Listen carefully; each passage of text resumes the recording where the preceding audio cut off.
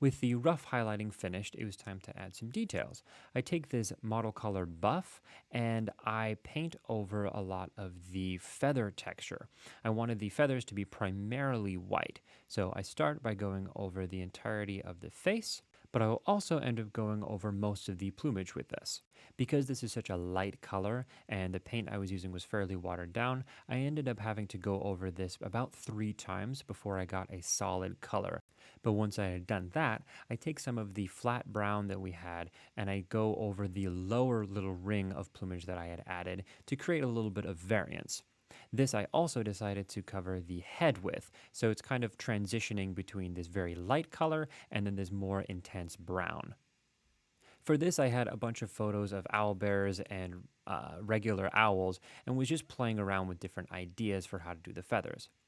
I took a little bit of black paint and I added a dotted ring around the larger bit of plumage to add a little bit of interest and depth. Later on, I'm going to add this same black to the edges of the feathers around his arms. This I thought was really cool. It added a really good sense of texture and interest that wasn't sculpted, but was just painted on. I also add a little bit of this black as a transition between the two layers of plumage.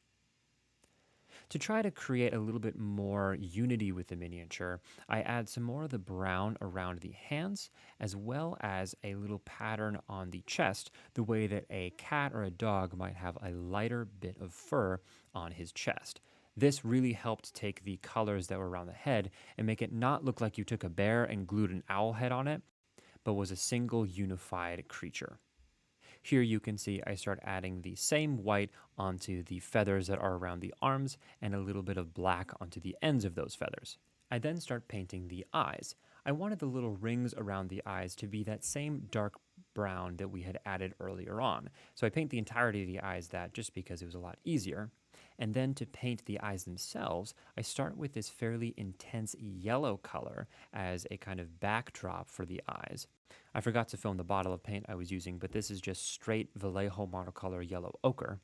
And then I take the buff color we used earlier and add little dots and blend those into the middle to create a very subtle transition from the inside to the outside of the eyes. I then come in with more of the brown to fix up anywhere the yellow had gone over. Then, very, very carefully, I add 2 black dots to the center of the eyes and desperately hope this guy doesn't look cross-eyed. In the end, he looked a little spooked or scared, but most owls do, so I wasn't too bothered by that.